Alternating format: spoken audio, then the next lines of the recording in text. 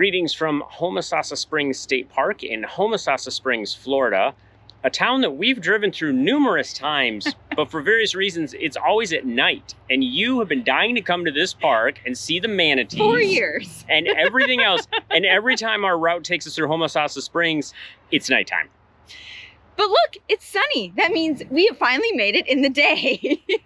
We're here in the day, and we spent the entire day here, pretty much. We got here, I guess, a little before lunch by the time we drove over from the Tampa area where we're staying, and we had a really good time. It was a nice park to wander around, see all kinds of little critters.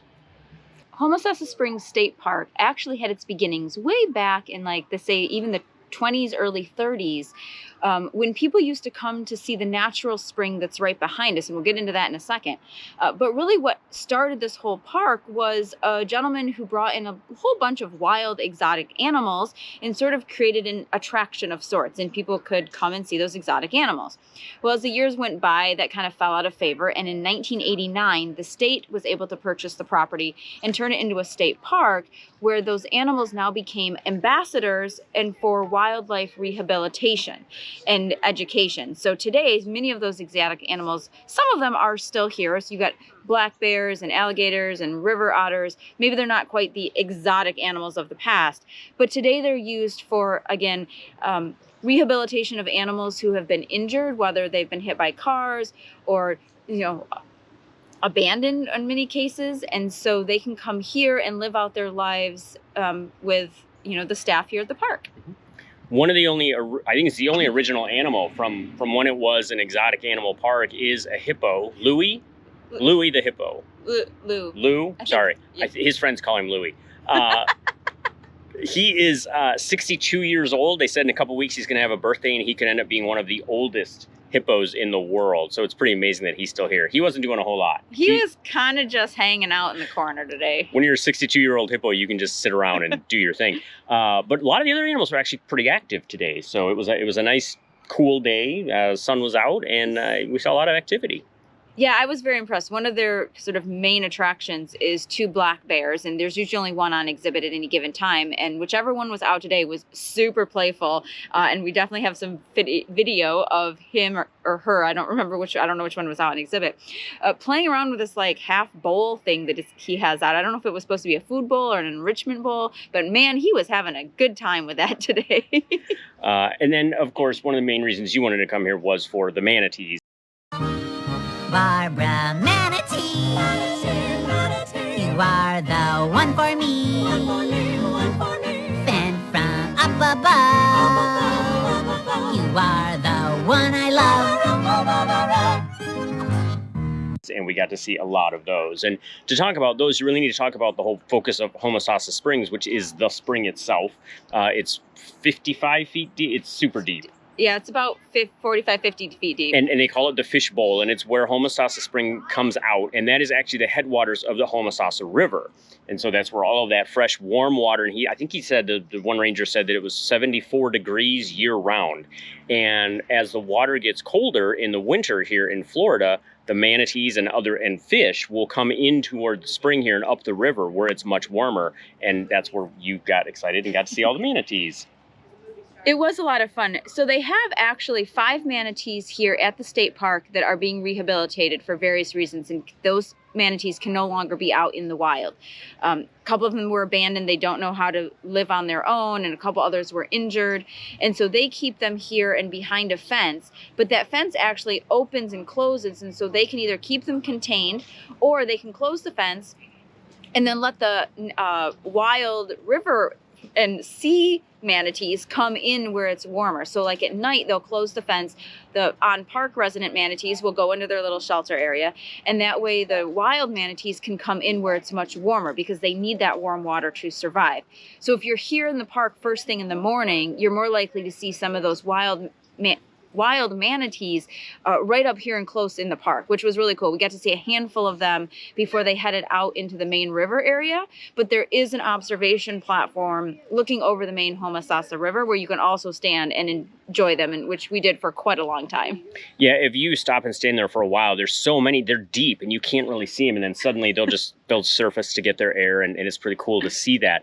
And there are a number of different observation platforms. I thought that was really nice to be able to see the river and see the manatee and all the fish that are there. And then there is an underwater observation, which I don't know if you can see in the camera behind us a little bit. Back over here. That was put in like the early 60s, I think. They dropped it into the water, and you can actually go down and see the fish bowl, the deep part of the spring where all the fish are swimming around in circles, and occasionally you'll get a manatee swimming by around there. So that was kind of a neat thing to see as well. A few things to keep in mind if you visit the park. There's actually sort of two entrances. There's a main entrance where the visitor center is at, and that's got a very large parking lot. It's got a few RV parking spaces, that kind of thing. And then there is what they call the west entrance, which is where you actually enter the park itself, where you are going to see the wildlife, the manatees, the fishbowl, that kind of a thing. What I found interesting was our GPS unit, the Garmin, actually took us to the west entrance when I punched in the state park, and we got there and we're a little confused about what was going on. We did later take there's a tram that you can take, and you can also walk that path to and from the two entrances.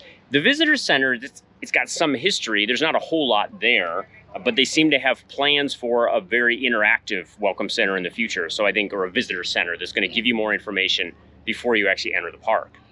But yeah, like you said, we were a little confused because we got there and it's a teeny tiny parking lot. And I thought, this is a pretty major state park and there's only like 20 parking spaces. And then we found a little overflow lot, which is where we are. But it wasn't until much later in the day we realized there was a whole separate entrance, 3/4 of a mile like down the river, which is where the main entrance is. So that tram is free, so you can take that. Now there's a couple options. So let's back up a little bit. To get into the park itself, it's $13 a person per adult, and then it's a little bit cheaper for the kids. If you have a Florida Annual State Parks Pass, it does not matter. It does not count here. You still have to pay that $13 even if you do have a State Parks Pass. So there's a small charge, and then the tram is free between the two parking lots. There is sometimes operating a little boat tour that takes you down the river from the visitor center to the main west entrance, but I think it only operates on certain days and certain hours, and I think there does come with a separate charge for that. We kind of wanted to take it, but it wasn't operating, so we didn't get to do it. But I would think that would be a really cute and cool way to get there and see what's on the river. But then once you're here, they've actually have some concession stands available, restrooms, all the things. So just if you need lunch, but you can also, there's picnic tables around the park too. So if you want to bring and pack a lunch, we did see some people doing that as well. And I think there's enough here if you wanted to spend some time, bring some food with you, pack a little picnic and kind of wander around. And one of the things about when you're in a park like this, why I say you want to leave some time is because we said a lot of the animals were pretty active today. Some of them weren't active at first, and then we'd wait a little bit and they'd do something. But anytime you're in a wildlife park like this, you're going to want to give the animals a chance to do something different, or you're going to miss some of the stuff. Oh, I don't think we mentioned they have a big reptile house with a ton of snakes. Yeah. So you really enjoyed that, of course.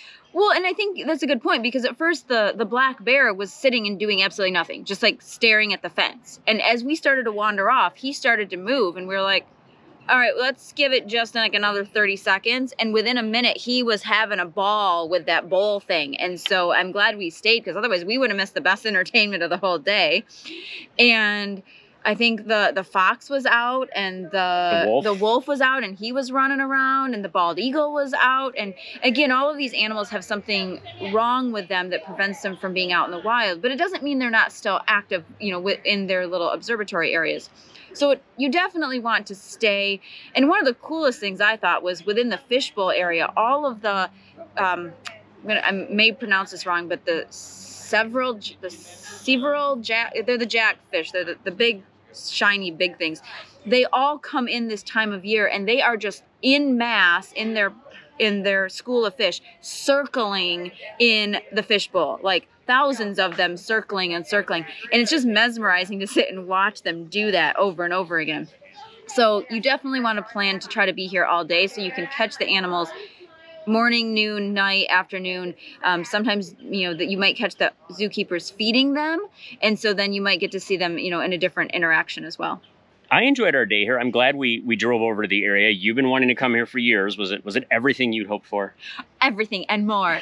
Yes, actually, it was really fun. I sort of knew what to expect, but sort of didn't, just because, you know, what you read in the brochure and what you hear from people, but definitely worth the experience, and make sure you come visit, I think. Yeah, I think it's worth the trip, even though it's an extra charge beyond what you'd normally pay if you have the annual pass. You know, they need some money to help feed these animals. The manatees they have that live here eat a ton of romaine lettuce. Oh my God. Every day. But it's they crazy. say like 5 to 6 cases of lettuce every day. Yes. Yes, but the one volunteer said that it is note that just because you live on lettuce doesn't mean you're going to be all skinny. Right. The manatees proved that theory wrong. But get to Homosassa Springs State Park if you can. Check it out. Get around. There's 174 state parks in Florida, so there's probably one that you can find that you could enjoy. In the meantime, keep on trekking. And we'll see you out there. All right. I enjoyed our day here. I think bug, Florida bugs.